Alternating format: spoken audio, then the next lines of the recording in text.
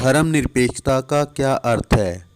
राज्य सत्ता द्वारा किसी धर्म को विशेष महत्व न देते हुए सभी धर्मों को समान भाव से देखना धर्मनिरपेक्षता है।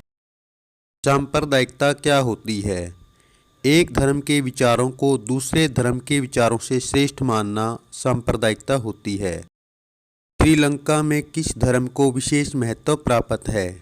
श्रीलंका में बौद्ध धर्म को विशेष महत्व प्राप्त है। पाकिस्तान में किस धर्म को विशेष महत्व है? पाकिस्तान में इस्लाम यानी मुस्लिम धर्म को विशेष महत्व है। इंग्लैंड में किस धर्म को विशेष महत्व प्राप्त है? इंग्लैंड में ईसाई धर्म को विशेष महत्व प्राप्त है। भारत में किस धर्म को विशेष महत्व प्राप्त है? संविधान के अनुसार भारत में किसी भी धर्म को विशेष महत्व प्राप्त नहीं है, बल्कि भारत एक धर्मनिरपेक्ष राष्ट्र है।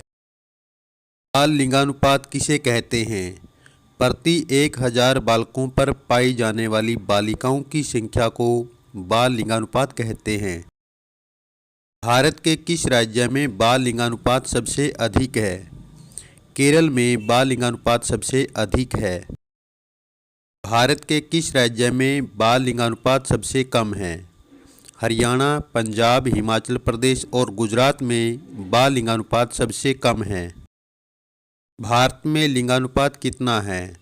2001 की जनगणना के अनुसार 933 और 2011 की जनगणना के अनुसार 940 है।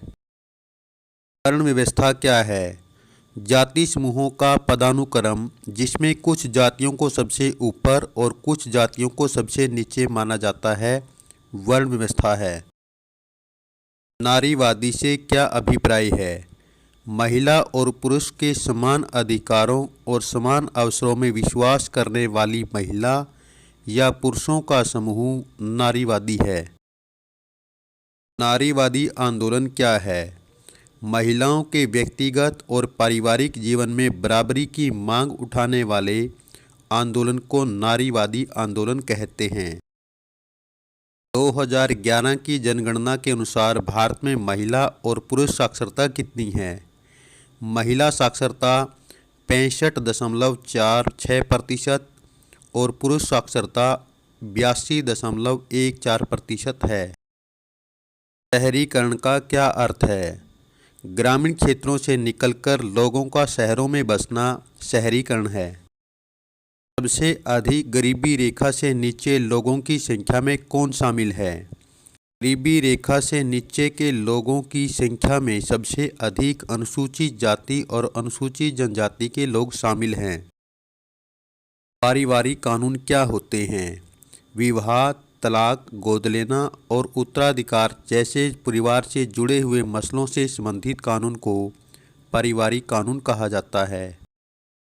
श्रम का लैंगिक विभाजन से क्या अभिप्राय है? काम के बंटवारे का वह तरीका जिसमें घर के अंदर के सारे काम परिवार की औरतें करती है या अपनी देखरेख में घरेलू नौकरों या नौकरानी से कराती है। राजनीति को जातिवाद कैसे प्रभावित करता है? राजनीतिक दल जाति के आधार पर टिकट का वितरण करते हैं। मंत्रिमंडल का गठन जाति के आधार पर होता है। लोग जाति के आधार पर वोट देते हैं। जातिगत आधार पर कई बार अपराधी और असामाजिक तत्व लोग चुनाव जीत जाते हैं। मिलान कीजिए। अधिकारों और अवसरों के मामले में स्त्री और पुरुष की बराबरी मानने वाला व्यक्ति नारीवादी। धर्म को समुदाय का मुख्य आधार मानने वाला व्यक्ति सांप्रदायिक। जाति को समुदाय का मुख्य आधार मानने वाला व्यक्ति जातिवादी। व्यक्तियों के बीच धार्मिक आस्था के आधार पर भेदभाव न करने वाला व्यक्ति धर्मनिरपेक्ष। डैश पर आधारित सामाजिक विभाजन सिर्फ भारत में ही है। जाति। जाति पर आधारित सामाजिक विभाजन सिर्फ भारत में ही है। एथनिक या जातीय से क्या अभिप्राय है? एक समान राष्ट्रीय तथा सांस्कृतिक परंपराओं वाले लोगों का समूह एथनिक या जातीय कहलाता है। पितृप्रधान का क्या अर्थ है? पितृप्रधान का पिता का शासन। या ऐसा परिवार जिसमें पुरुष ही सभी बातों का निर्णय करता है। रिजर्व बैंक के वार्षिक विवरण के अनुसार भारत के ग्रामीण क्षेत्र में कितने प्रतिशत लोग गरीबी रेखा से नीचे रहते हैं? ग्रामीण क्षेत्र में लगभग 26% लोग गरीबी रेखा से नीचे रहते हैं। रिजर्व बैंक के वार्षिक विवरण के अनुसार भारत के शहरी क्षेत्र में कितने प्रतिशत लोग गरीबी रेखा से नीचे रहते हैं?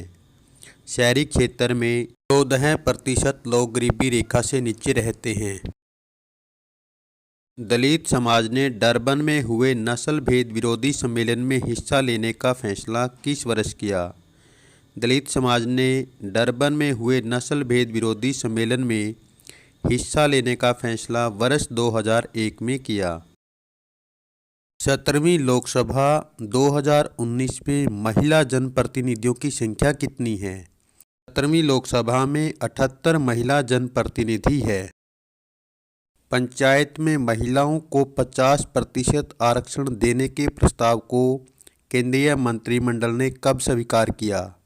27 अगस्त 2009 को पंचायत में महिलाओं को 50% आरक्षण देने के प्रस्ताव को स्वीकार किया गया।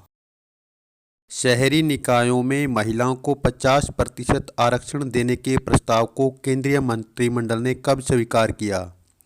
22 अक्टूबर 2009 को शहरी निकायों में महिलाओं को 50% आरक्षण देने के प्रस्ताव को स्वीकार किया। भारत में ग्राम पंचायतों और शहरी निकायों में महिलाओं का कितने प्रतिशत आरक्षण प्रस्तावित है? भारत में ग्राम पंचायतों और शहरी निकायों में महिलाओं का 50% आरक्षण प्रस्तावित है। लोकसभा एवं राज्य विधानसभा में कितने प्रतिशत आरक्षण की मांग महिला संगठनों द्वारा की जा रही है? लोकसभा एवं विधानसभा में महिला संगठनों द्वारा 1/3 आरक्षण की मांग की जा रही है। भारत में जहां औरतों के लिए आरक्षण की व्यवस्था है, लोकसभा, विधानसभा, मंत्रिमंडल, पंचायती राज संस्थाएं। उत्तर, पंचायती राज संस्थाएं। भारतीय संविधान के बारे में इनमें से कौन सा कथन गलत है? यह धर्म के आधार पर भेदभाव की मनाही करता है। एक धर्म को राजकीय धर्म बताता है। सभी लोगों को कोई भी धर्म मानने की आज़ादी देता है। धार्मिक समुदायों में नागरिकों को बराबरी का अधिकार देता है। उत्तर, एक धर्म को राजकीय धर्म बताता है। यह वक्तव्य गलत है। किन देशों में महिला सांसदों की संख्या सबसे बेहतर है? नॉर्डिक देशों में महिला सांसदों की संख्या सबसे बेहतर है। नॉर्डिक देशों में डेनमार्क, फिनलैंड, आइसलैंड, नॉर्वे और स्वीडन शामिल हैं। सांप्रदायिक राजनीति इस धारणा पर आधारित है कि एक धर्म दूसरे से श्रेष्ठ है। सभी धर्मों के लोग समान नागरिक के रूप में खुशी खुशी रह सकते हैं। एक धर्म के अनुयायी एक समुदाय बनाते हैं। एक धार्मिक समूह का प्रभुत्व बाकी सभी धर्मों पर कायम करने के लिए शक्ति का प्रयोग नहीं कर सकता। उत्तर, एक धर्म दूसरे से श्रेष्ठ है। भारत में जातिगत भेदभाव से मुक्त समाज व्यवस्था बनाने का प्रयास किसने किया? भारत में जातिगत भेदभाव से मुक्त समाज बनाने का प्रयास ज्योतिबा फूले, डॉक्टर अंबेडकर, पेरियार, रामास्वामी नायकर और महात्मा गांधी ने किया। 2011 में देश की आबादी में अनुसूचित जातियों और अनुसूचित जनजातियों का हिस्सा कितना फीसदी था? 2011 में देश की आबादी में अनुसूचित जातियों का 16.6% और अनुसूचित जनजातियों का 8.6% हिस्सा था। 2011 में भारत में विभिन्न धार्मिक समुदायों की आबादी कितनी थी?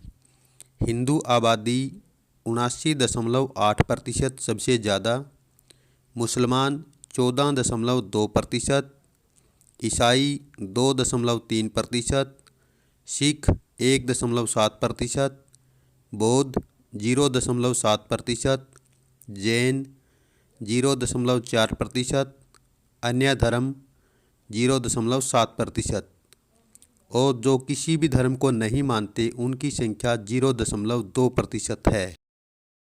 जब हम लैंगिक विभाजन की बात करते हैं तो हमारा अभिप्राय होता है स्त्री और पुरुष के बीच जैविक अंतर, समाज द्वारा स्त्री और पुरुष को दी गई असमान भूमिकाएं, बालक और बालिकाओं की संख्या का अनुपात, लोकतांत्रिक व्यवस्थाओं में महिलाओं को मतदान का अधिकार न मिलना।